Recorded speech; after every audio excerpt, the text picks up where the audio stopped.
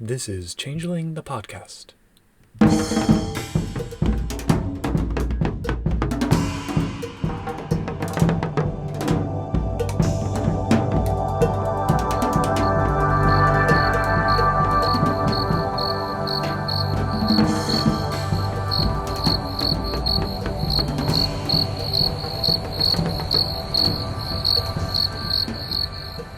Welcome to Changeling the podcast. Come for the glamour, stay for the vibes. I'm your host Josh, and with us is your other host Puka. Say hi, Puka.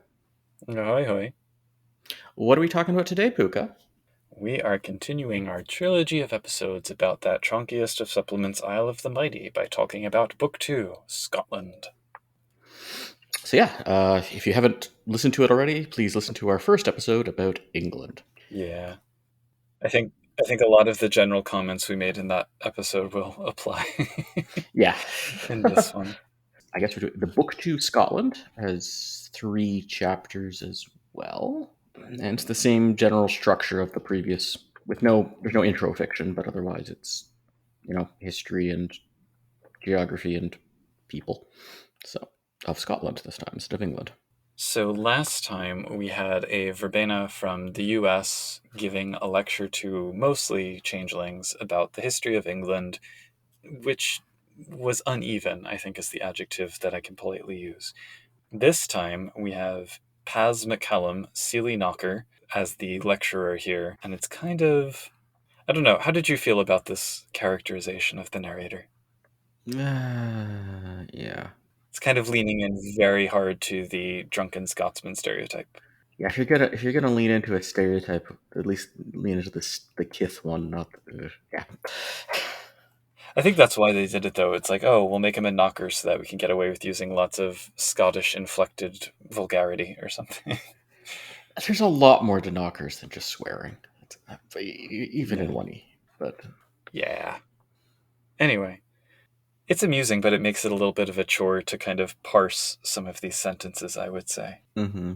In any case, I do have a notion. So something that we talked about last time, which is continued here, is that there are these sidebars that are tinted purple, which are kind of, again, they don't really correspond to the actual text that much. And this time we don't even have section header divisions in the text. So it's just a wall of talking, occasionally interrupted by these sidebars, which may or may not be at the appropriate point. I'm thinking the conceit is that actually, so we had talked about how the verbena lecturer had these transparencies, and I think the purple sidebars are supposed to actually be within the narration, kind of like what the mages are projecting onto the wall. Mm-hmm.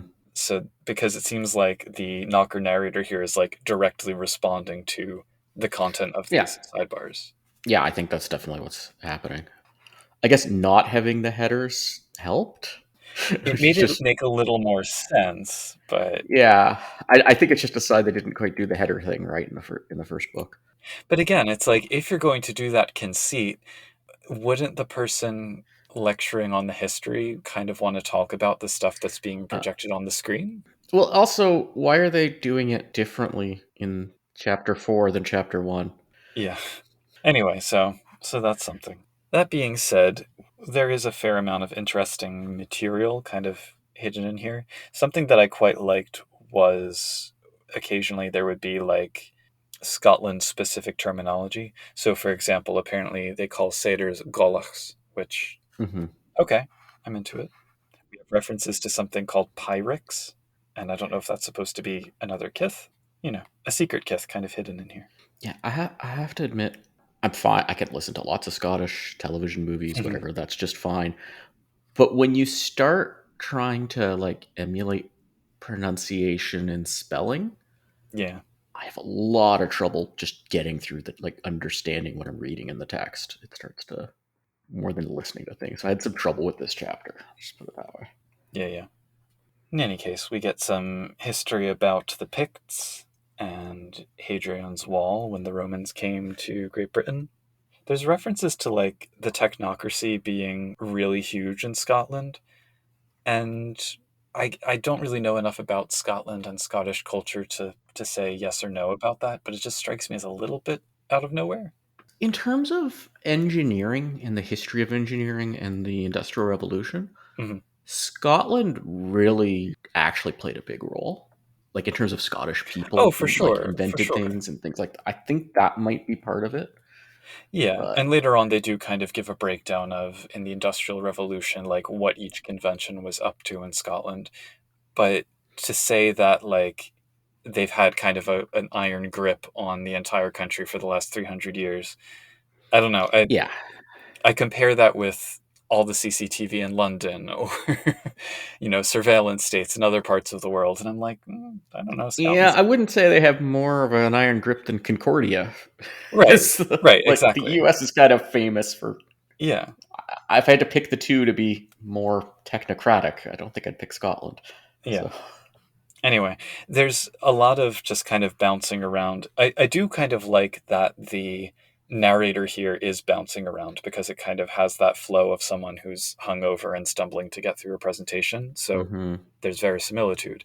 That being said, it's kind of strange that you have like, oh, here's the history of the troll champion who vanquished the Picts. By the way, the technocracy are currently very big in Caledonia. Anyway, let's talk hmm about the rise of Christianity. So that sort of yep, back and forthness got weird. hmm So we have this story of the Scots arriving in Scotland because the Scots came over from Ireland, fun fact, hmm and vanquishing the Picts in an enchanted drinking contest.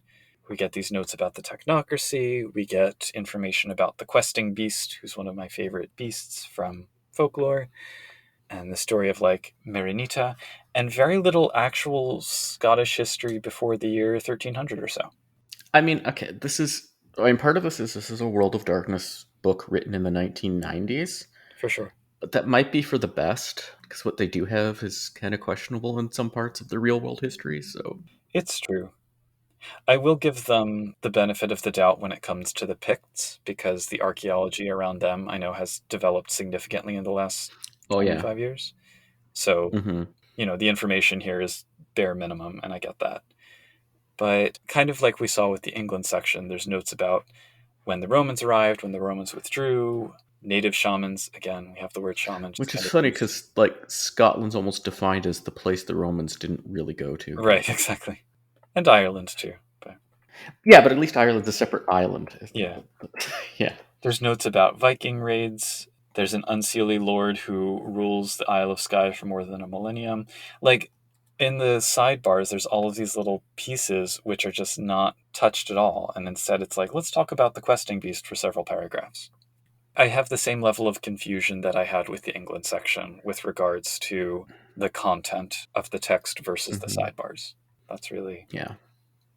But people should hmm know more about the questing beast. In Yes. Arthurian legend, there's what's his name, Sir Pellinor, who chases after it nonstop. And I did like that it was kind of presented as a metaphor for ascension. That was kind of hmm cool. But yeah, we have information about the Stone of Scone, which has since been returned to Scotland. Yep. Moments like that with the Stone of Scone, I wish there was more, because that has the right intersection of history, folklore, contemporary politics, culture. Yeah. It crosses over easily between the real world information one would need for running a game in Scotland and the supernaturally hmm tinged stuff that one would want in. and it's a good sort of middle place between Changeling and Mage too for Exactly, this yeah. book. Yeah, yeah, yeah. So I wish there was more stuff like that. Yeah. And then we get into the Shattering, the Yeah. Interregnum, I guess. But oh, here they list the time period of the Interregnum. I don't know if the England section did that. No, probably not. And this is where we actually do start seeing the historical stuff. So we've skipped hmm over the Vikings and the Norse rulership to some extent, and we kind of get a brief mention that clans formed in the Highlands without much more background to that. But like William Wallace and Robert the Bruce is where it really starts to actually present these historical events. They have a real thing for Clan MacLeod, which I'm into it, I Is guess. that just a okay? It's not trying to be a Highlander reference. Okay. I imagine that's part of it because Highlander, the film, had like just come out, I think, when this book was released. Oh, okay. But they also have the fairy flag, which is like a famous artifact Okay. or treasure if you look at it through changeling terms. They keep spelling it wrong though. Because I think in Gaelic it's the Bratachshi, and here it's the Brawlachshi. Something that I think is good to bear in mind here is that a lot of the folklore of Scotland when it comes to the Fae, and a lot of the kiths that we see in Changeling, are outgrowths of Scottish traditions. And there are Hmm. so many. Like, every little corner of Scotland, it feels like, has its own particular myth about a very specific misshapen, mischievous creature who has its own name. And it's kind of cool to see little pieces of that come through. There's also an indicator that, at least in the context of Changeling, that the Highland Unseelie, I suppose, were responsible for the rise of the Changeling mytheme, because they were the ones abducting bairns. Hmm. So that's something. Yeah, that's a thing that never really in changeling that type of changelings like there's talking about like replacing people, but it's often not really children it's talked about, and even the other changeling game for Yeah. Chronicles of Darkness doesn't really get into that. So, And this book actually has fetches in a form. So we'll get to that. hmm. Let's see, what else? What else? Then we get the Tudors and the succession issues surrounding James Hmm. and Elizabeth and Mary, Queen of Scots. Yeah, it's I mean it's a nice chunk of history if you want weird royal drama of two countries getting all tangled up. And who wouldn't? Yeah, I think this actually would be like useful for running a game in late 16th century Scotland. Yep. Because it does give a lot of context behind the tensions between the two. Hmm. It's a little bit unclear to me with the clans. Sometimes it seems like there's mortal clans and fey clans, or burgess clans as they call them, run by commoners. They seem to Yep. have kind of like the same name, and the implication, I suppose, is that there's kinane stuff going on, but it'll refer to like Clan MacLeod and then Fairy Clan MacLeod. It's like, wait, what's going on here? Yeah, like I get. Well, I mean, because like I guess changelings that's an interesting implication, but I think they need to explain that more. Like, because yeah, I guess in their interregnum, it would make sense that there's a very strong family, at least in some places with commoners, a very strong family dynamic going on. Like, but That's how they're surviving. yeah, but a bit more help on that would have been good. Yeah, or something like we get sort of a note that the religious tensions. So, for anyone who's not up on British history, when Elizabeth I died without an heir, James VI of Scotland was, I guess, set up to be the successor and became James I of England, but he was Catholic, and for the recently Protestant reformed England, that was a source of tension. It then, in Hmm. this book, says that that led to tension between the Burgess clans of Scotland, but it doesn't really explain why. Like, I'm not really sure why the Catholic Scottish king going to take over the English throne would cause changelings to, like, get up in arms against each other. Yeah, Sure. There's a thing called the War of the Badge, where Fey clans Venu and Urd clash over the right to wear the emblem of King Eowlin, one of their ancient She heroes. And we get a lot about that for some reason. And then it kind of zooms through the Jacobite rebellion. There's a note in the sidebar, and it really pisses me off because it sounds amazing and I want more about it, which is that in 1625 the hermetic Robert Langloch and 12 other British mages began to create Kentigern, an idolized realm filled with beasts and structures from British mythic ages. A half year later, work stops, Langloch and the others disappear. Kentigern also disappears. And then 1626, mages with alliances to Dwastep shut down movements in Horizon Realm to find Langloch and Kentigern. Maverick mages who attempt same later also disappear or are silenced. That seems like a really awesome story hook, and it's not mentioned anywhere else.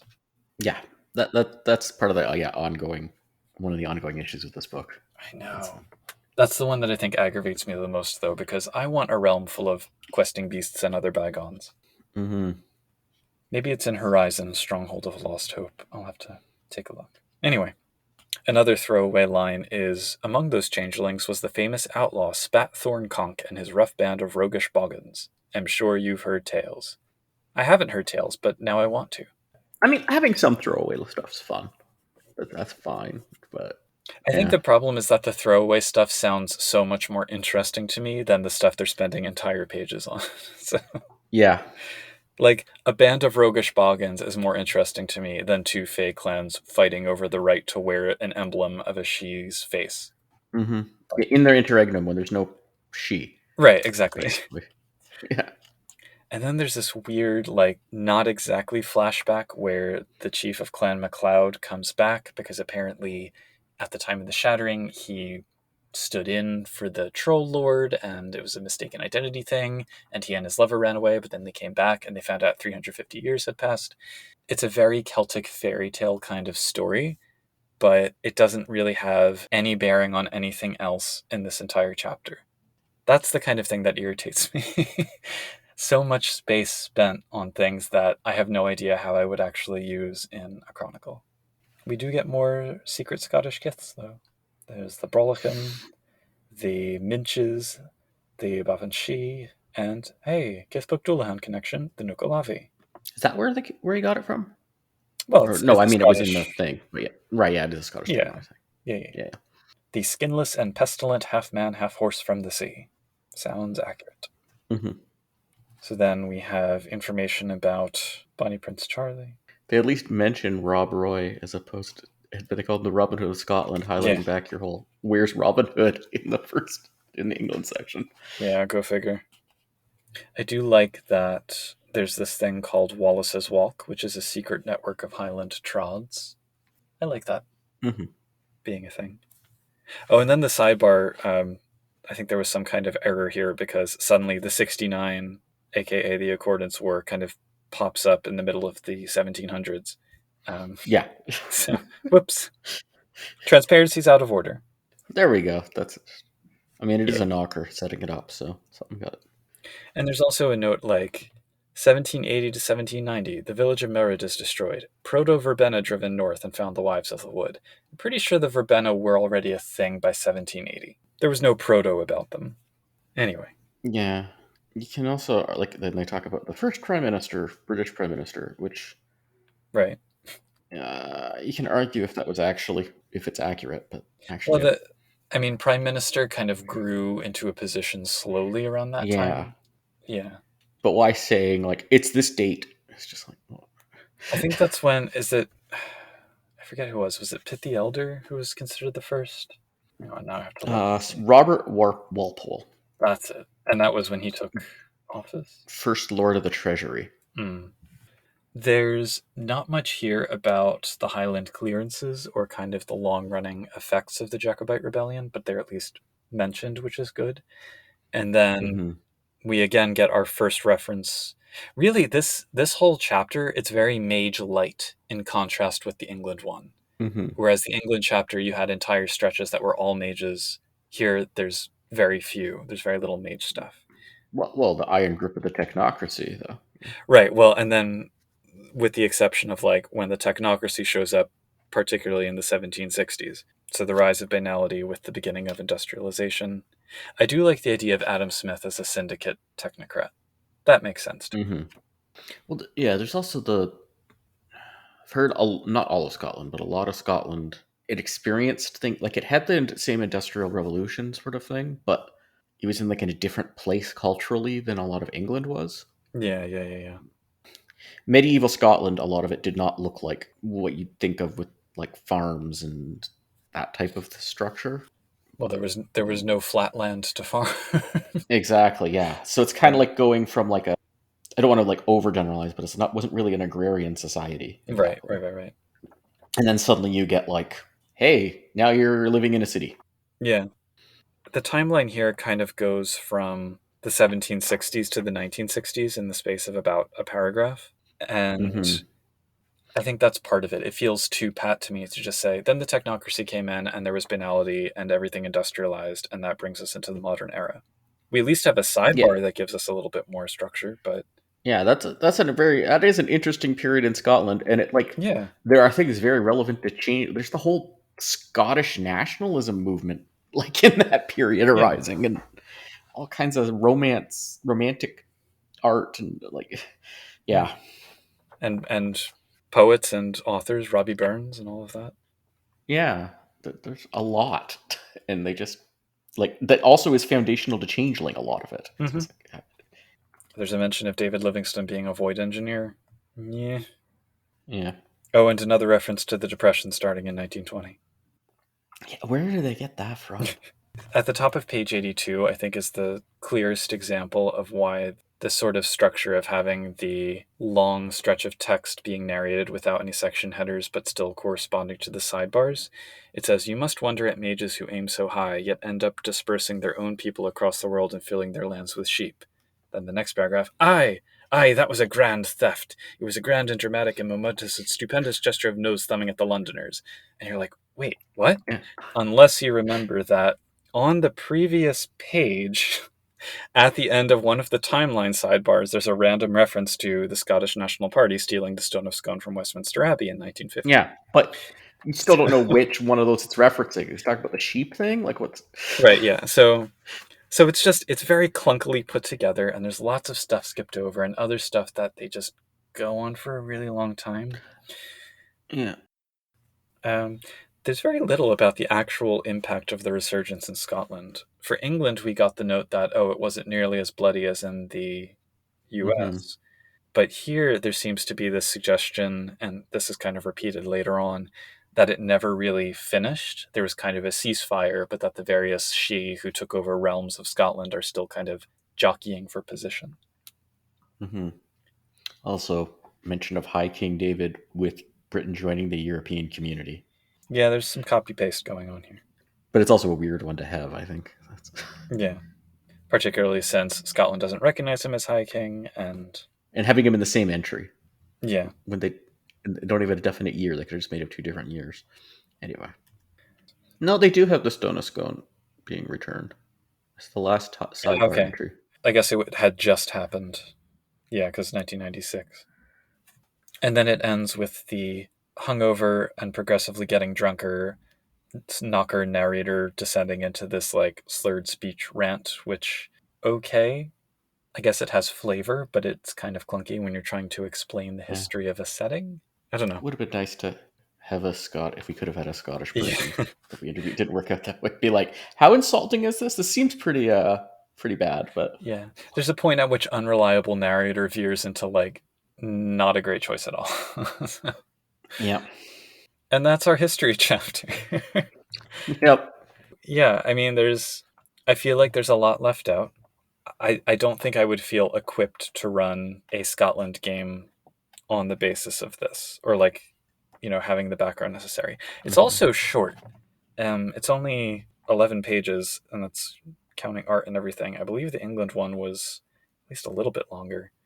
And, with all the art and with all the tangents and with all the side stories and with all the sidebars, it's really not a lot of actual information. Yeah, I guess it makes it easier for us, but Yeah. it's not great as a book. That being said, as we move ahead, I think the next chapter is my favorite chapter in the entire book.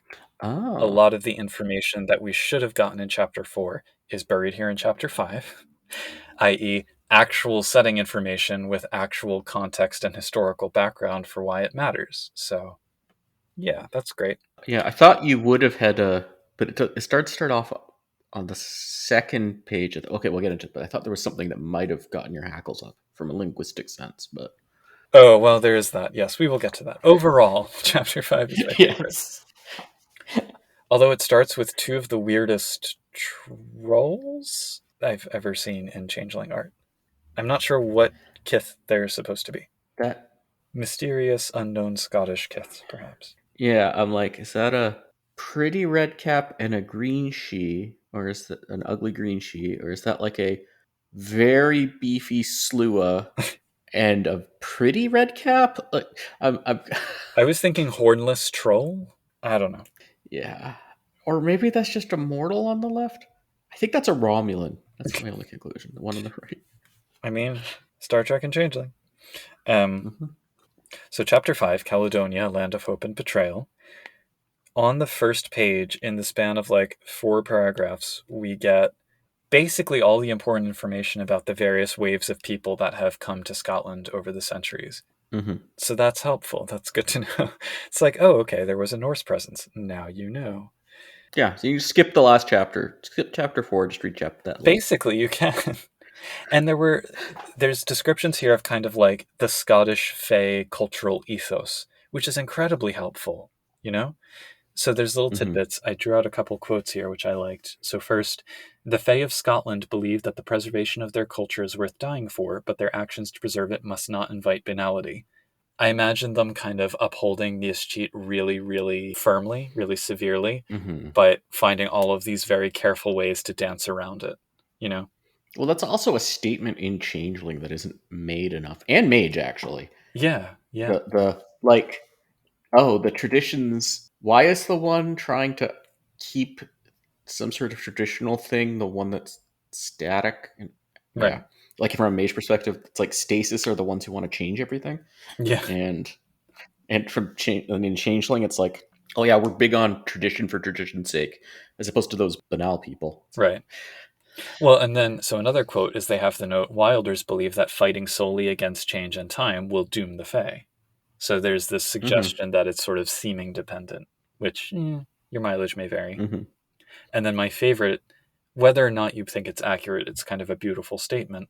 Scottish history invites the theme of might have beens and could have beens.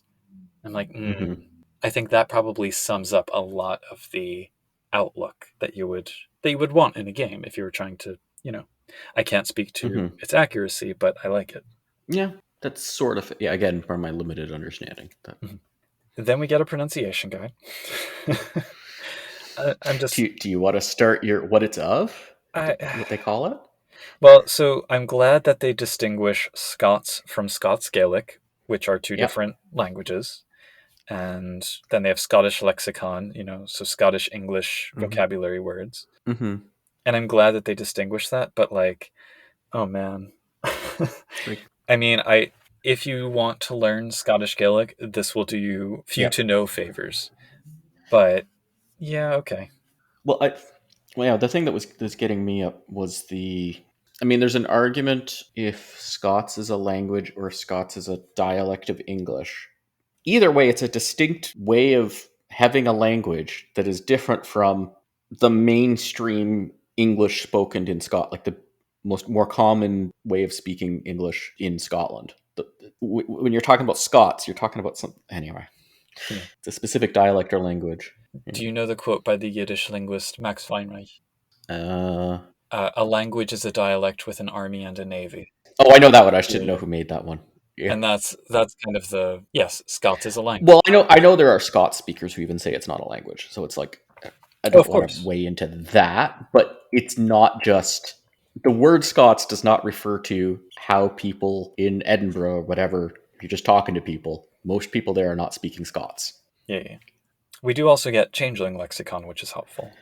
And I Hmm. like that they use Caledonii, meaning like the old Latin term for Scottish people, for the Scottish tribes, to basically mean Fae and prodigals, all supernatural beings from Scotland.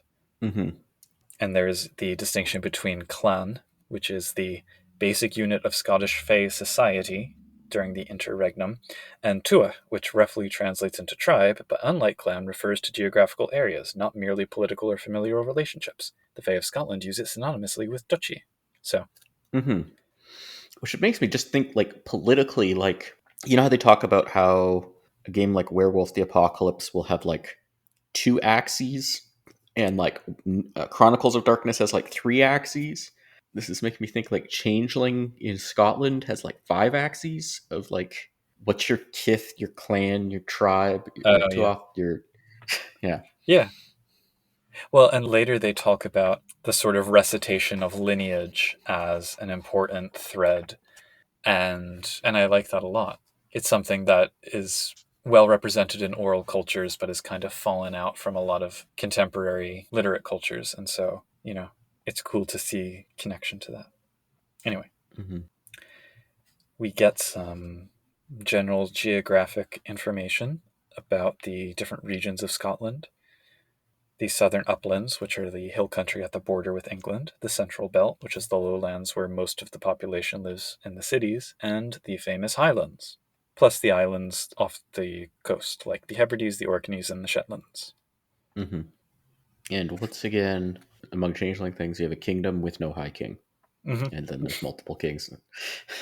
First, first seen in Ireland, then seen in England, now seen in Scotland. Would Caledonia actually be a kingdom, or is it? I don't know. Oh yeah, maybe they're not calling it a kingdom. Well, because the lords of the Tua, they don't refer to themselves as kings, right? They're Mm-hmm. lord such and such or duke such and such. So I don't know. Yeah, I guess I was calling it we're Scotland. close. I guess Dalriada is a kingdom, but well, we'll get to that. We'll get Yeah. to that. Oh, actually, there is a sidebar on page 89, Changeling Politics, where it says Mm-hmm. Caledonia is a broken country. The 69 War of Ivy isn't over. The Sidhe quickly fell to fighting amongst themselves. No High King arose in Caledonia, and after 8 years of struggle, the royals of Scotland signed the Caledonian Compact. So they have an armistice, basically, slash Mm-hmm. mutual defense pact if the English Fae invade. Yep. But none of them, and King Ross of Dalriada is trying to take over, but none of them has been accepted as the High King over all the others. Yeah, I'm not saying that it makes Scotland should be united among the kiths. I'm just saying it's funny that this is like the third such place. Yeah. We also have a sidebar on mage politics for what that's worth. Yep. This is what I was talking about, where it has like the different conventions and what they're doing. Mm-hmm. The celestial chorus and the verbena are the two traditions that are strongest, but there's also a hermetic presence, which works because you'd have the verbena as kind of like the Mm-hmm. old Celtic, old ways folks. There is a very strong Mm-hmm. church history and presence in Scotland, so that's the chorus. And there's also a strong ancient universities kind of thing going on, which they talk about here. So that's a hermetic connection. But it's just interesting how the England section seemed very geared around look at how full England is of both changelings and mages, and here's all the ways that they work together and compete with each other. And then the Scotland section is like changelings are hard put upon, there's not many mages, and most of them are technocrats. So Yep. it's a very different feel. But we get information about politics and transportation, again, all of which has probably shifted in the last 25 years. One of the things this book is like, oh, this is so steeped in tradition and not much change and stuff. But if you want to talk like compare the U.S. politically and Britain politically, Oh, must we? since this book came out, there's been a lot more changes politically Mm-hmm. of all kinds, good and bad, and you can figure out for yourselves which ones you think are which. But like much more than US had. So it's just kind of funny that. Yeah, go figure. Um, I do really, really enjoy the list of major trods. That's really helpful, I think. Mm-hmm. Did you draw on the festivals and holidays for your book of Oh, days? absolutely. Which, I if you want absolutely to do. listen to that episode, listeners, it's one of the previous in the feed or go to our website. 3 episodes back, I think. But yeah, absolutely. I think all of these made an appearance with the exception of the riding of the marches, because when I did my research, it was there's too many individual ridings of the marches that happen all across the border throughout the summer, so I couldn't like find a specific date. Mm-hmm. Yep. And then the Beltane stuff just kind of got folded in with the rest of the Beltane stuff. Yeah. Beltane's big, so. Yeah.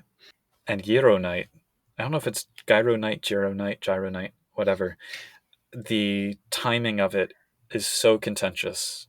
Some sources said, oh, it's always in February. Some sources say it's always in April. Some say it's related to Easter. So yeah, that one was tough to place. But I definitely read that differently. I thought it was like a Greek themed kebab night or something. Sure. now it's Ogre Dress Up Night. Or maybe not even dress up. Mm-hmm. Anyway, all of this I would say is useful to some degree. And then after the festivals, we get this is where so it's the Slonju, I guess, is the Mm-hmm. recitation of lineage. But one of the other really helpful pieces is a well, maybe not full, an extensive list of superstitions and folklore related to the Fae, which I have been looking at for the latest Storyteller's Vault project that I'm working on. It's basically, for any mage players, a mythic threads system for Changeling, Scottish Changelings in particular. It's a really cool section to have here to kind of give setting information. Really useful for Mm-hmm. creating flavor. Yeah. Did you have any favorite superstition pieces that are listed here? Well, the one that like stuck out for me was just another name confusion with Bannock. Mm-hmm. But no, I liked actually that one, yeah. But just confusion with the indigenous fry bread thing called Bannock in Yeah, North America. But anyway, yeah. same thing. I liked Clach and Champion, Stone of the Lyre, which are standing stones that produced musical notes when struck. think it's really cool. Mm-hmm. I wish they had the tradition of the first foot or the qualta, where you're like, if you're the first visitor on New Year's Day, there's like a ritual. You bring certain gifts and you say a ritual phrase and you bring good luck to the household. Mm-hmm. Anyway, and then there's a sidebar about haggis and stuff. But like these, however many pages this is, 8 pages. But I really like the note how, related to that, we have to keep our traditions alive. These are some of the traditions that the Fae of Scotland actively try to keep the memory of going because it is still connections to the dreaming. One of the things that we kind of talked about planning for this recording was the role of folklore and the importance of folklore in enriching a setting. And I think that this is kind of a prime example of how that can function. It's not Yep. necessarily turning every myth into a new splat or creating arts out of whatever powers different fairies use within the stories and stuff. It's just kind of saying, hey, here are these little connections that everybody who's part of this culture would be like vaguely familiar Mm-hmm. with. And I think that that's the kind of thing which you don't necessarily think about when you're trying to do something in another setting. So it's helpful.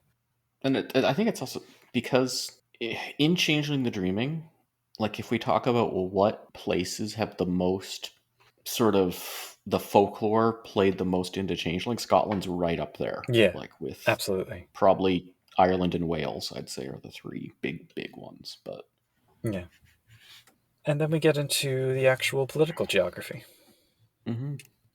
So we have kind of one narrator who's giving little epigraphs, which is Anguish McSporran and his Red Cap's diary.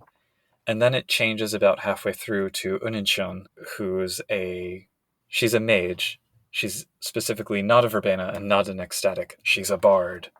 And so she kind of takes Mm. over in the second half of the chapter, and they kind of frame, either with anecdotes or just little quotations, the different kingdoms and the different regions throughout Caledonia. Starting with Dalriada, which is actually a historical kingdom. So, Or are any of them not? well, I mean, like, I don't know if, like, the kingdom of Alba, for example, I think there was a historical one. I don't know that it existed in the same place. Mm-hmm. Kingdom of the Three Hills, I don't think has ever been an actual thing. I don't know. So Dalriada is the most powerful kingdom in Caledonia because its population dwarves the other two kingdoms, and it has the big cities of Edinburgh and Glasgow. So the Mm. King Ross desperately wants to rule over the entirety of Scotland, and even though he's quadrupled the size of his kingdom, he's still not quite there. Everyone schemes in Dalriada, apparently. But it's broken into these three tuas, beginning with Iron, which is the southwestern part of Scotland and includes Glasgow. Mm-hmm. I don't know. How did you feel about these location write ups? They're okay, I guess. They're uneven. They could be worse. Yeah. I think I like them though. They suffer a little bit from the same issue that I had with London in the England section, where the specific places they choose to reference, for the most part, they are changeling or mage specific locations. They're not like sites that tourists go to. Yeah. There's not really enough to use them Yeah, either. but at least the write ups kind of give you a little bit. So, like the Glasgow write up, for example, gives you a little bit of history, talks a little bit about the rich versus poor distribution, names a few parks and squares and stuff, names a few people and where they live. So, at least the Mm-hmm. overview is like, something to go on. Yeah, it's one of those things where it's like, I wonder if that's still accurate today, if Right. it was accurate then. The specific sites that we get in Glasgow include Tinker's Dam, a Grump Knocker's freehold where she makes music machines, the Shadows Market, where the Unseelie wheel and deal, and Terminus West, which is like an everything shop owned by a hollow one. So, Hmm. right on. I do wonder with these kind of things, like, is it like somebody went to Scotland Yeah, or went to, and like they're like, huh, that place would make a like I've done that in Chronicles. Like I'm like, this game's set here. I'm like, oh, there's a spooky little place house there. I'm gonna make it something or something. I suspect it might be a mix of that plus I made this location for a game that I ran and I'm going to include it in a book, Mm-hmm. whether it's Scottish or no. But that's basically it for the Tua of Iron. Like, we get Glasgow, and that's it. It was like, this is the big powerful place. Let's give a Yeah. little info on it. And then similarly, the Tua of Dew, which is on the eastern coast, is Edinburgh, and doesn't give you any other information, even though it apparently extends from Falkirk and Quilcon in the west to the Firth of Forth and along the south coast to the Moorfoot Hills. We're just going to get Edinburgh. Hmm. I'm sure that's how people who live there feel about everyone talking Probably, yeah. about it, though. And there's less information about Edinburgh than Glasgow, but we have, again, a few sites. We have the Salon de Flora, which is a flower boutique run by the Boggin Duchess, which I think I like a little bit better than the one we had in Georgia in Freeholton and Glens. But yeah. Then there's Covenant House, which is a mage chantry, Golach's Cayley, which is a satyr pub, and the Edinburgh International Festival and Fringe Festival, which I've always wanted to go to, but someday. There's a lot of places. It's true. Then there's an entire page on the Old Covenant, which I didn't really understand why this was here. They needed mage stuff. Yeah.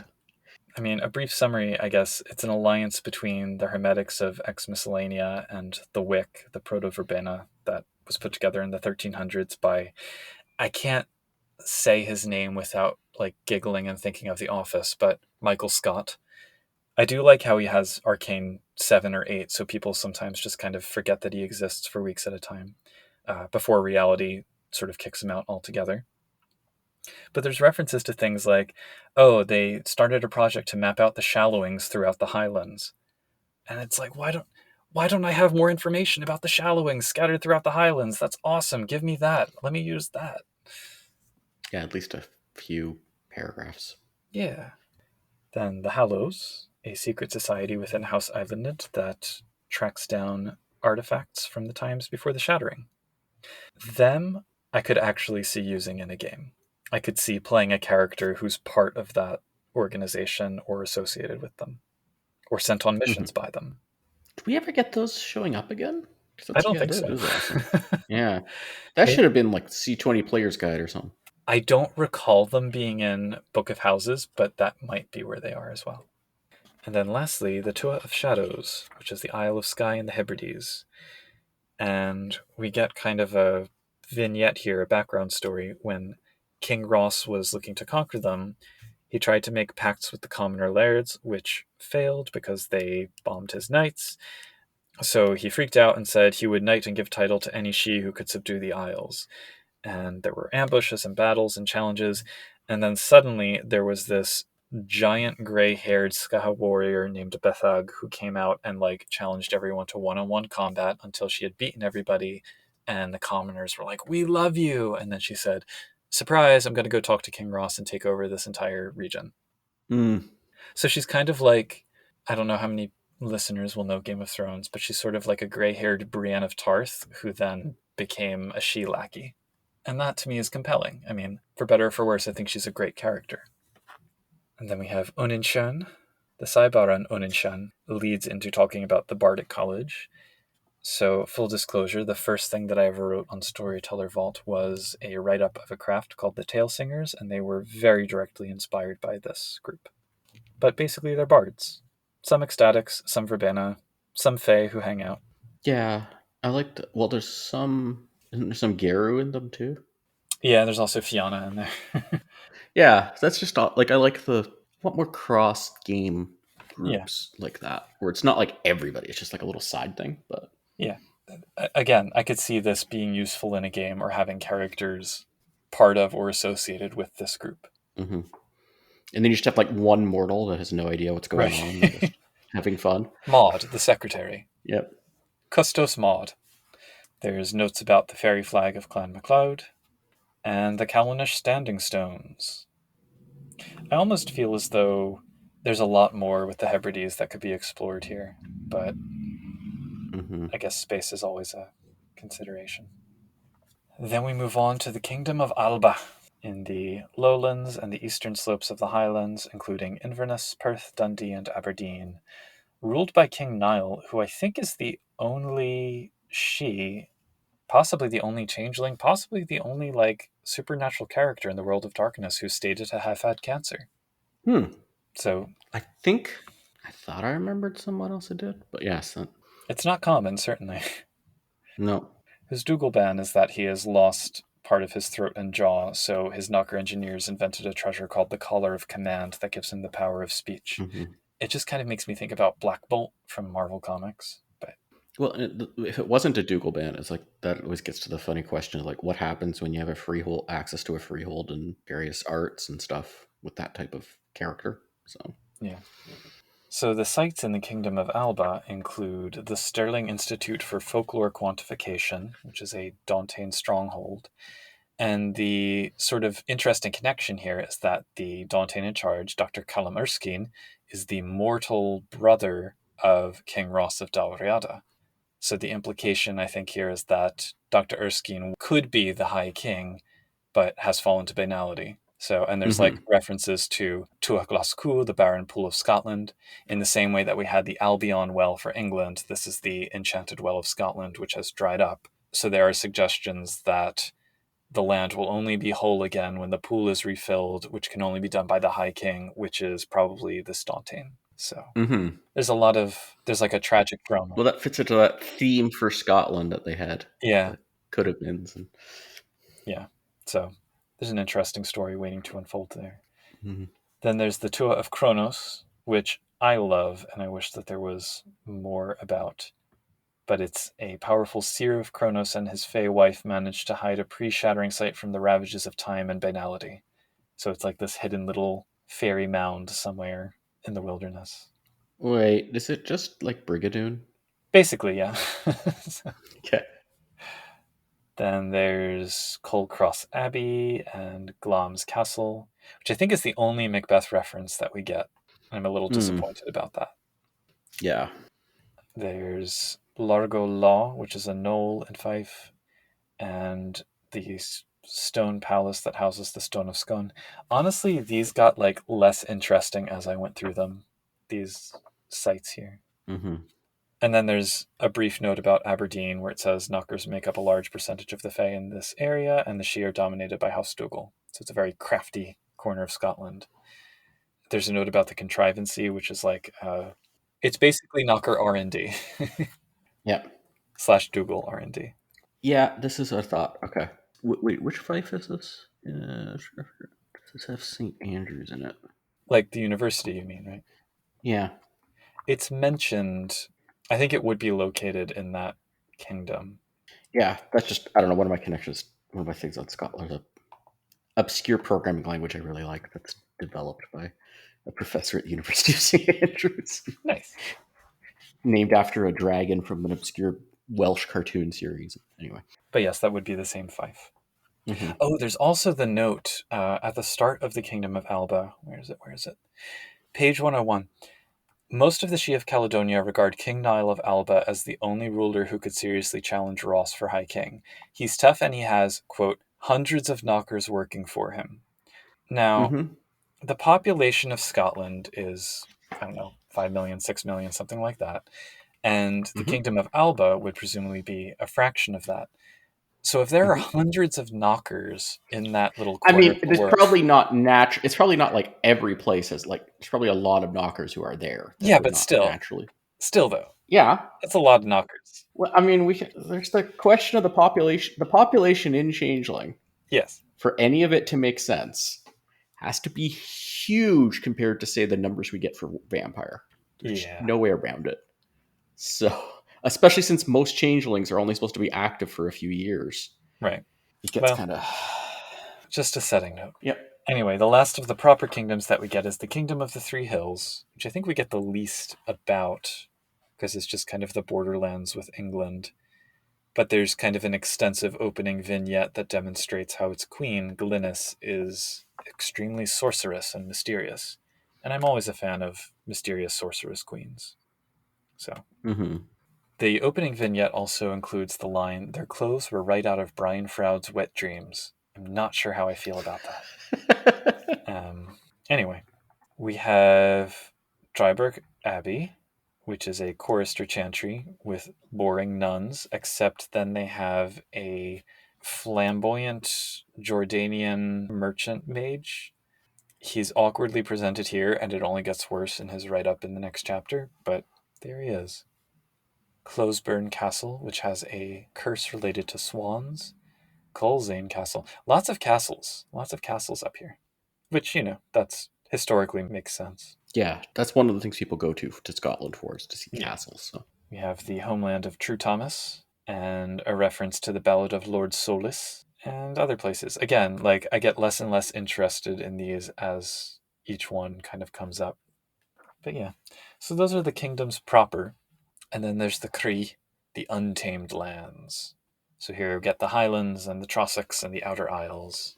I feel like that should have been.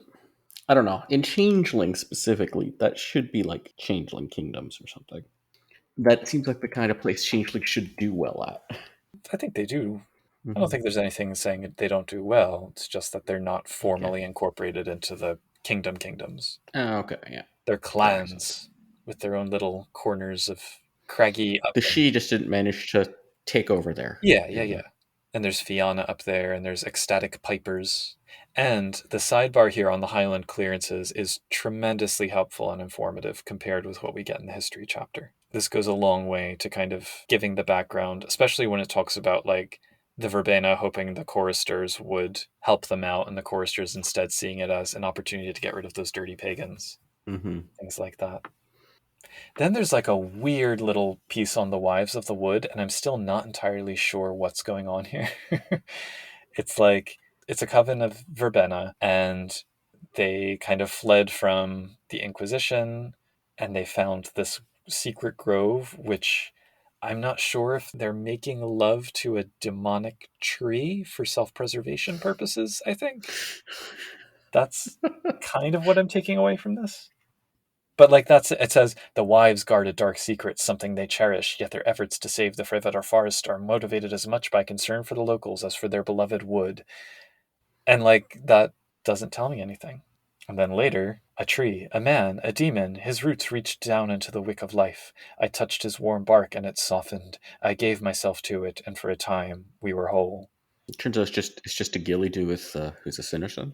Like I said. Your guess is as good as mine. My instinct is that it's something kind of like the Wukong, where it's a demon lord who's taking advantage of people in desperate situations to form a lasting pact. Hmm. But to my knowledge, they don't come up anywhere else in the canon. So, mm, Mm. Guess that's a mage question we could yeah, ask. If only we knew someone who knew a lot about mage. we shall think on this. Then there's another vignette on the opposite page about another mage named Ash and her encounter with the brood of the Fachen, which are a bunch of redcaps that go around worshipping a cyclops and eating people. Something I do like in the mage sections here, because Ash is a bard and a musician, at one point she references restoring the beat of time with capital B and capital T, and that suggests the time sphere. But the fact that she doesn't just say, like, oh, I used time three, it's that restoring Mm-hmm. the beat of time. And there's another piece, I think in the Wives of the Wood sidebar, I stretched out with the eye of life. So it's not using life one to sense life nearby, it's using the eye of life. I really liked that phrasing. We then have Glenada Distillery, which so it's a freehold but also a Scotch whiskey making concern. Says a oh, she's just a woman of gigantic proportions, not supposed to be a troll or something. My assumption is like Troll Kinane or whatever. Okay. Maybe she is a troll. I don't know. It's unclear. Maybe she's just very tall. Yeah. Then the Conan River, which has kelpies. Glencoe. Interestingly, so Glencoe references this is the site of the infamous and treacherous massacre of the MacDonalds by the Campbells. The massacre occurred because the MacDonald's chief would not swear loyalty to William III of England. So there was this infamous murder situation. But it directly informed a scene in Game of Thrones. Mm. Which I don't know. Should I do a spoiler warning and just say Sure. spoiler warning for Game of Thrones? It inspired the Red Wedding, or it was one of the two things that was a main inspiration for the Red Wedding. That idea of inviting your rivals to dinner and then murdering them in their sleep. Hmm. And then very little on Loch Ness, but there it is. I love the Loch Lads, who are three puka that live in the lake and pretend to be the Loch Ness monster.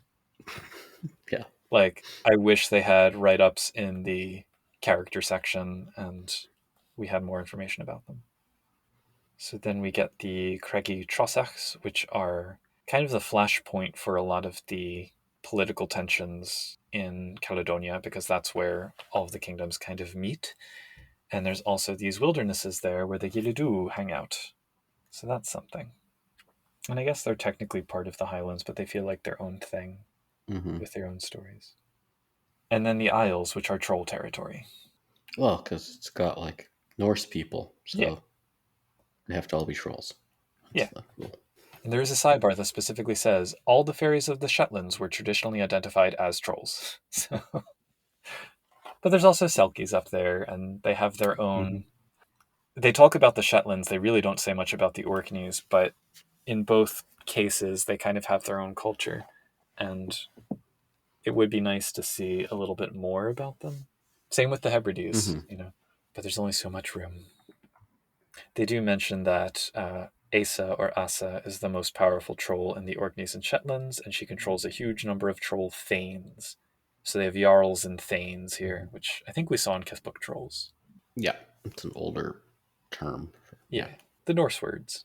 I wonder if they now have House Aeson running around there or something. Yeah, yeah. Or at least trying to retake them. Yeah, Certainly in the Faroe Islands, which are even further out. yeah, but that's not part of the United Kingdom. Nope. And that's about it. Yeah. Oh, I also wanted to. There's a reference to the Dwarfy Stain, which is this block of sandstone hollowed out and carved into a bed with pillows. Fey legend has it that an ogre king and queen of the Isles were deposed for their barbarity and locked in the stone. Food was dropped through the holes, and eventually they went mad and killed each other. But a troll who spends a day and a night lying on the bed gets the strength of the ogre king and all of his victims. And I wish that there were more just kind of enchanted places with substantive effects like that. You know, Mm-hmm. it's like having a treasure, except it's a place with a story and undefined mechanics that the storyteller can work with. And I think that that's Mm-hmm. kind of like next tier setting fodder for a storyteller. So I wish Yep. there was more of that, because a lot of these write ups are just kind of like stories, flavorful, but not really useful. Mm-hmm. But anyway, that's the chapter. Yeah, I thought this was. I think as a whole, maybe better than the England one. Yeah, I Like in agree. terms of. Like those first 8 pages are solid setting material. And then Yeah. even the write ups that I kind of was getting bored with as I read through them here, they're not bad. They're just like, I don't know how I would use them. I'm sure other people could probably come up with Yeah. ways that they And might. it's like if I was setting a game there, I'd probably make use of it. Kind of. Yeah, yeah, yeah. It doesn't necessarily. They left out things they should have brought in, and but like you said, there's always space issues. Yeah. So then, A very violent picture. yeah, we get a full on neck slash to open chapter 6. Mm-hmm. Red and black colors. Yeah. It is a very arresting picture. So to open chapter 6, we have this little intro paragraph that's like, go Scottish people. Don't play up to saying all Scottish people are drunk Right. and knockers who can't keep their story straight when they're giving a lecture. Yep. Yep. And there's information about the clans and some of their symbology. I think people, at least in the US, often know about tartans, and I think non-Scottish Americans know that, like, oh, tartans, the different tartans signify different clans. I think that's like common enough knowledge, but not a lot of Mm-hmm. people outside of people, really invested in their Scottish heritage know about the family slogans with the badges, and especially the fact that the Mm-hmm. slogans are kind of like these really elaborate Latin mottos, which is not something one generally Yeah. associates with like Highland kilt wearing. Yeah, but when you get to the point of when this was established, Yeah, yeah, Latin of had course, been very common for a very long time. for So, sure. but it doesn't play into the romantic, like the story of it, I guess, from Yeah, an American perspective or Canadian. It's the same in that regard. maybe in Nova Scotia. I still okay. It's like I know the name Ross works. I know it fits, and I mean we do have King David and Concordia and stuff, but it's just like it just feels like a King Bob. Like Well, and Ross is his fey name as well because his mortal name is Russell Erskine. yeah, So, King Russell and then Ross is his mortal name would almost make would hey, sound better. hey, Russ. Yeah. I do want to actually, before we get into the specific characters, I want to just point out the notes for like overall population. So they mention historically the most populous kith in Scotland were the Sidhe, Redcaps, Boggans, and Knockers. Makes sense because the lore Mm-hmm. is really strong around all of those there. Of course, some Slua lived in the labyrinths beneath the various mountain ranges. I read that and I think, weren't the Slua all still in Eastern Europe at this point? Different book. That's just. I mean, slew is not even a Russian word. Well, yeah, It's exactly. I do like also the note satyrs were often mistaken for the devil in ancient Scotland, and their numbers are still few. Thereby hangs a tale. well, there also gets weird. You're like, what does that have to do with today? Like, do satyrs not show? Anyway. Well, I can imagine Gee. that satyrs not from Scotland would have superstitions even after all this time. That's like, oh, don't go to Oh, Scotland. okay. You know? That makes more sense. Not just satyrs aren't born there Yeah. or something. The satyr soul's like, oh, F this. I'm going to get reincarnated in some other country. Yep. One of these days we should talk about like changeling in Greece and like one of the regions called Arcadia and just that's I just, have thoughts on this. yeah. And there's notes about the Seelie and unseelie politics. But Mm-hmm. yeah. So, yes. Shall we just briefly fire through these? Yeah, King Ross. He is the jerkiest of Gwydion. He's a good example of, like, the Seelie villain because he's very power Mm-hmm. hungry. He means to conquer all of Caledonia by whatever means necessary, but he's a Seelie Gwydion. So, Yep. We've had a few other ones that are good. yeah. He's yet another. Yeah. And his sort of sexy slua femme fatale spy mistress, Gruach, Mm-hmm. I kind of like her. It's nice to see an unseelie slua with appearance 4 just kind of slinking around the halls of power. Yeah. Especially well, my LARP history, there was a lot of people playing sexy sluas that more so than the books. Yeah. So then in the various Tuatha, Mm-hmm. there's Duke Layden of House Fiona, who rules over the Tuatha of Iron, and Lorna Barnes, owner of the Tinker's Dam, who I quite like. She's tone deaf, but she loves music, so she creates machines that make music. Mm-hmm. And Farhar, who runs the Shadows Market, or hangs out there. Yeah. And his picture falls into the same common thing in changeling art where you're like, I don't think the horns quite work that way. Mm, But someone's. they're just kind of brow accents. Mm-hmm. So then we have the Tua of Dew and Duchess Flora the Boggin, who I think might be the only Boggin Duchess. Yeah. And she apparently, in addition to being a florist, likes to hang out with the Toreador, who apparently love to discuss Descartes. Okay. This feels like a thing. It's like this came up in a game and they're turning Yeah. it into that's where that had to have come from, I think. Either that or they did. I don't know if you ever played like MASH in grade school, where you would kind of make a notebook with like jobs and you make a list of 10 jobs and then houses and a list of 10 houses. And it was like divination. You would randomly determine Yep. your job and your house. And I feel like they kind of did that here with random character traits. They put them all in a hat Yeah. and swirled them around and then said, okay, the Duchess is a boggin and she is a florist and her best friends are Toreador vampires. Something like that. Then there's the Tua of Shadow and Bethag, Warlord of the Isles. I dig her as a character. Was this before or after we got official rules for Skaha? After, because they were in Nobles the Shining Host. Okay. Not a lot. I mean, this was before Book of Lost Houses, which gave the extensive write up, but I feel like this character kind of starts nudging them in that direction for later, like making them Mm-hmm. the mysterious sorceress martial arts slash swords people. Yeah. But before they gave them something that gives Doe a run for its money. Right, exactly. Supernatural martial arts. Then we have the Bard at College and the Master Bard Alistair of House Fiona. And that's it for the Kingdom of Dalriada.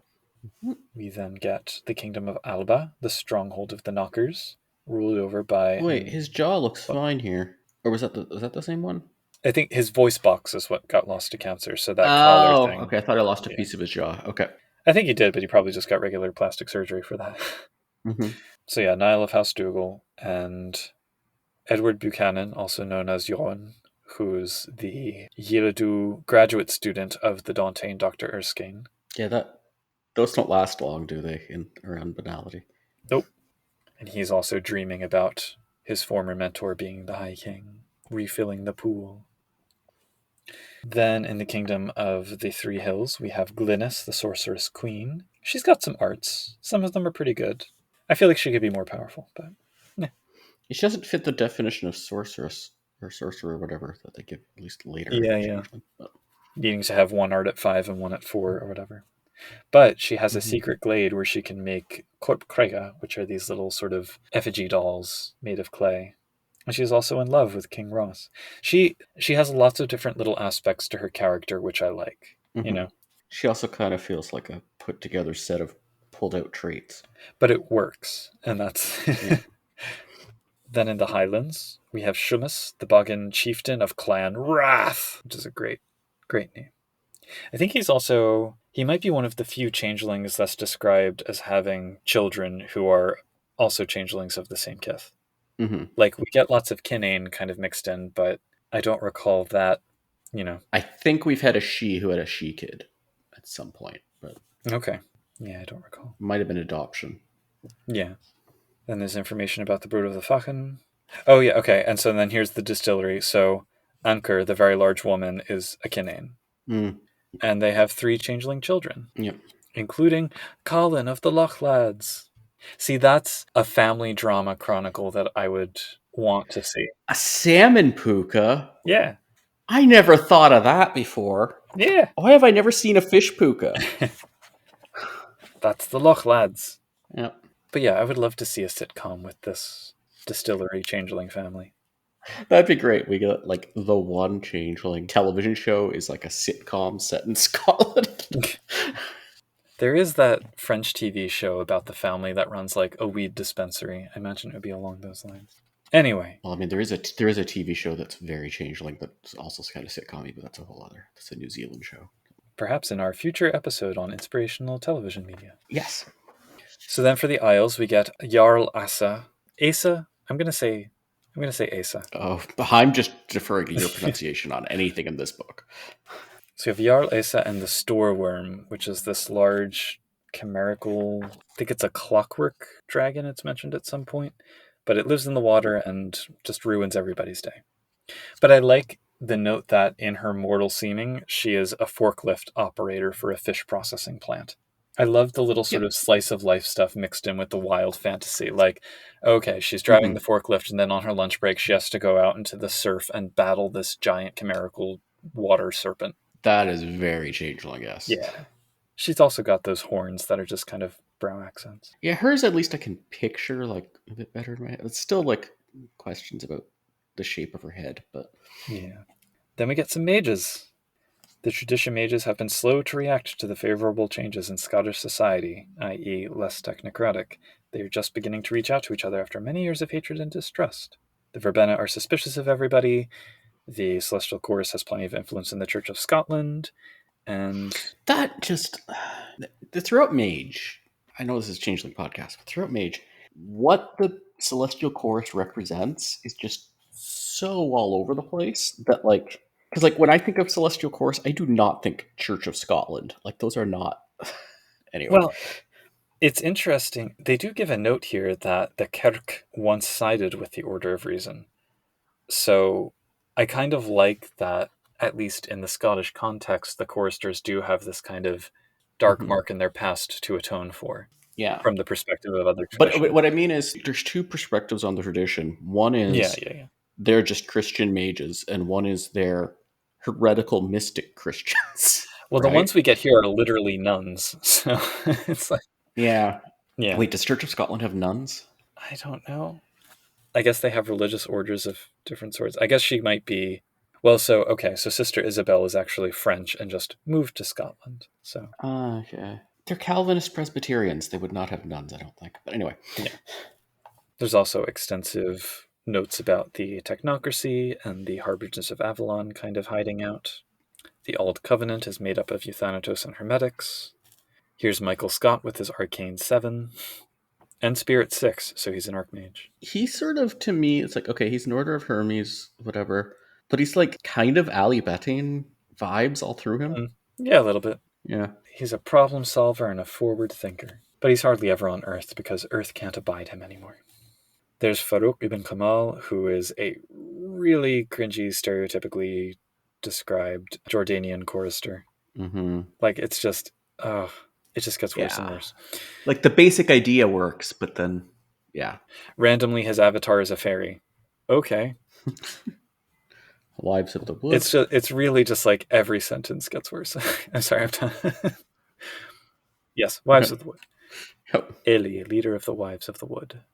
And her daughter is Uninshin, the bard, who refused to take over the coven, probably because she didn't want to have tree sex with a demon. I just keep thinking about the splinters. But...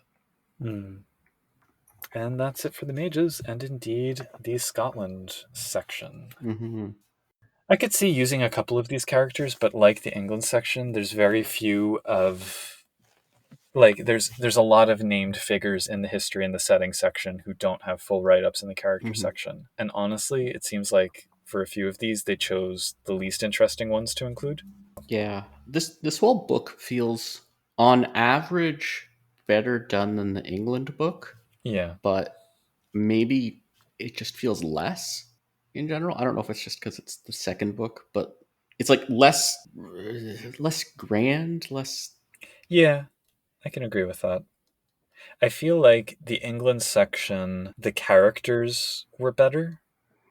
The Mm-hmm. history section was not better, but different. Yeah. And the setting was worse than the Scottish one. Like, the setting chapter of the Scotland book, I think, is top notch. Yep. So maybe the history section for the Wales book will be the best of the three. That would be nice. Yes. We shall see. Well, there's no heading chapters at all in the whale section. This little preview, Mm. even in the sidebars. Oh dear. I don't I guess they understand. gave up by day 3 of their Tailcraft festival or whatever. I don't understand how do you make a book like that? Like, it's one book. It's not like these are three different books published after each other, and then there was like editing. It was published as one book. Anyway, Yeah. So yeah. should we also take the opportunity to talk about the Hirdu?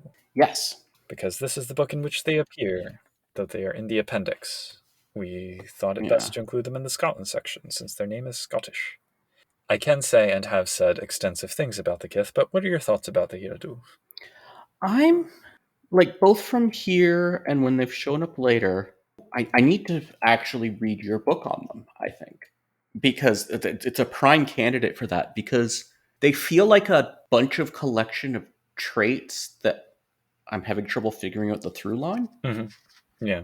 And I kind of get what they're poking at, and like the Green Man and all the other stuff there. Yeah, I get it. But like what they are, I don't know how to articulate it, but like most Kith, I can be like, if I'm going like, what kind of person is it? Is this person like this Kith or this Kith, right? Mm-hmm. I've never met anyone go, that person's definitely a Gildu. Yeah, that's true. I think if I were to peg somebody as a Hirdu, it would be like an off the grid dweller who is very into like permaculture, you know? So not like a Well, I know a lot of survival. people like that, though. That's the thing. Maybe Yeah, not off the grid, but but more mystic than like a boggin would be. Because I know people who fit that mold who are mm, total boggins, but a Hirdu, I feel like it's almost like the Thoreau thing of kind of living in the wilderness to meditate and be in harmony with nature rather than like, I'm going to start a farmstead. oh, okay. I know a lot of people that want to be that. There you I go. don't know if I know anybody that is. Okay. Yeah. The write up here says they're farmers, reclusive artisans, game wardens, hermits, and fishermen. They avoid Mm-hmm. cities and professions which would take them there for long periods of time. Which, that fits. And they don't tend to hang out probably at festivals or any social thing, right? Okay. Yeah. I could see them at like a deep woods, unplanned rave. I think they'd be okay with Yeah. that. As long as everybody cleaned up after themselves. Mm-hmm. I think I know a few people who would fit this bill who live in like intentional communities in the wilderness and are very spiritual and, you know, Mm-hmm. one could have events around that. One could have rituals, for example. Yeah, they're also very like a phase fae. Yeah. That makes sense. Well, and that was so, tooting my own horn a little bit, when I put together the Kith book, the two main issues that I wanted to resolve first were nobody ever wants to play them because of their frailty. So, Mm-hmm. making them into a more fleshed out, interesting Kith that people would want to play, but then also their role within Fae society. Like, what purpose do they serve? And from my point of view, they're kind of the ones who best understand the cycle of reincarnation and adaptation to change because they have to. Mm-hmm. And so they're the experts on that for other fae. And it's a Yep. very almost meta kind of concept. It's very internal to the game itself. So Mm-hmm. And I do think they're more playable in C20 now that banality isn't as nasty. yeah, but they're not fleshed out in C20 by any means. They have even Mm-hmm. less Yep. description than they do here. Yep. So not just the banality thing, but also to give them like a culture and approaches to Fae society and the courts and Seelie versus Unseelie, like all of that doesn't really get investigated here. Even in the write-ups that we Yep. get, I mean, I think we only get 2 statted Kirodu in this book. One is Yoan, and then there's Vaughn in the whales section. And Mm-hmm. I don't know that either of them is really compelling. They're just kind of like stock characters. So Did we get them in second edition at all? I know we got them in the LARP book, but I don't believe so. Not with stats, at least. I don't know. I'd have to take another yeah. look. They may have been reference, but I don't think we got the Kith write up. I think it was just this in C20 in the LARP book. But anyway, I think they're interesting for things like the whole process of gaining glamour from nature is not something that gets enough attention in the books. Mm-hmm. The fact that they have 3 different birthrights, birthrights changing each seeming.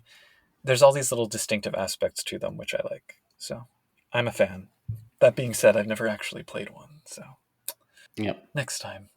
Still would, yeah, have to figure out some Kith more than others. Are like some Kith you're like you can drop into almost any chronicle, and other Kith you're like, Yeah. especially These are not them. no, they're not the puka of. No. Anyways, You should include a link to your storyteller. Well, I will book. do. Yeah. Just to close out, there's a few recommended sources for Scotland here in the appendix as well, and it is so mid 90s. It's like, oh, we found some interesting web pages. Here they are. Yeah, I think it's funny. There's no recommended sources for England in this section, just Wales and Scotland. I assume the initial batch are intended Mm-hmm. to be the England ones, Mm-hmm. even though they could easily apply to the entire British Isles. Yeah, it's like how England doesn't get its own devolved parliament. Right. Anyway. I was trying to think, though, of media. So here, I mean, they list Rob Roy, Braveheart, and Train Spotting. And yeah, that all 3 of those make sense, but I was trying to think of like other media out there which convey a Scottishness to them. And actually, I kind of had a hard time. I mean, there's Outlander, the TV series based on the Diana Gabaldon books, which I think is Mm-hmm. actually pretty good. I mean, it's very meticulously researched, so I think it's accurate historically to a greater degree. But like Yep. films, there's a Loch Ness film, which I saw as a kid with Ted Danson. What? There's Train Spotting 2, but yeah, Highlander. Yeah, there's definitely like yeah. There we go. That's perfect Scottish culture. Yeah. Yeah. There's some like stuff I can think of that's like Scottish folklore in the Americas, but Right, I yeah. guess Changeling's one of them. But yeah. They do also, they have some music stuff and poetry stuff, but they just kind of say, oh, find a local Celtic band and plan an evening around hearing some live music. I fully support that. Good luck finding an authentic Scottish band in your hometown? I guess you could. Well, it might be a bit easier where I am, but yeah. Yeah, well, certainly it Actually, depends. actually, no. This is a very Irish area. If it's going to be, you'd have Mm, to go to like the East Coast. yeah. Irish, I would say, is relatively easier. I can think of a couple in my area who I could probably go dig up, but it's not straightforward. Yeah, if you go to Nova Scotia, then you can get more. But Yeah. I would like to give recommendations for 2 musical acts, though. One is An Clon Drumma, which is like a bagpipes, kilt, and taiko drums act. mm, So, like those big, chunky bass drums. And I saw them at the PA Renaissance Fair one year. And then also Banal, which is this group of elderly women that keep alive the tradition of the walking song. If you're not familiar with it, I'll put a link in the show notes. But it's essentially when processing walking, they call it the tweed cloth to make clothing. Traditionally, it was a process of sitting around this table and kind of rhythmically washing and beating the cloth against the table and passing it clockwise. And as they did that, they would sing, and the songs would gradually speed up as the working of the cloth sped up over the course of the afternoon or whatever. So Bunnell released an album that's like a 45-minute set of just those traditional songs all in a row, and they have a very distinctive kind of call and response sound. It's very cool. That's cool. More for the show notes. Does that wrap us up, I think? I think so. That's about all I Yeah. think I can say about Scotland in one sitting. Mm-hmm. So this is Changing the Podcast. You can find our website, changelingthepodcast.com. For now, at least, you can find us on Twitter at ChangelingCast. We're on Facebook as Changeling the Podcast. Go join our Discord. There's links to it on our website, changelingthepodcast.com. And you can email us, podcast@changelingthepodcast.com. And there's also a Patreon. Yeah, there's a Patreon for Changeling the Podcast. All links are provided in the show notes as well. Yes. So, once again, I've been Josh. I remain, as usual, Puka. And, You may take our glamour, but you will never take our freedom. As we complete this, the second entry in our trilogy of episodes about Isle of the Mighty, it may seem as though we find the book somewhat lackluster, but while it has its flaws, there is idea fodder on every page. Just imagine making Chimerical Unicorn or Dragon Haggis, or a tartan voile that incorporates octarine, grue, Fantablack, and other semi-possible colors. The possibilities are endless. Meanwhile, we'll be over here thanking our podcast's patrons, Derek, Raz Caboose, Sandshaker, Sija, and Terry Robinson. We had thought about providing a full bagpipe set for this episode's outro, but realized that for those unschooled in the skirling of the pipes, it might come across as less of a thanks and more of a punishment. If you'd like to get a shout out at the end of our episodes, or possibly a future musical salute, check out www.patreon.com/changelingthepodcast, where you can sign up to help us keep creating Changeling content. We'd also be grateful for a review on the podcast platform of your greatest listening convenience, or heck, just tell your friends, family, and random strangers about our show. In any case, until next time, keep on dreaming. Cheerio.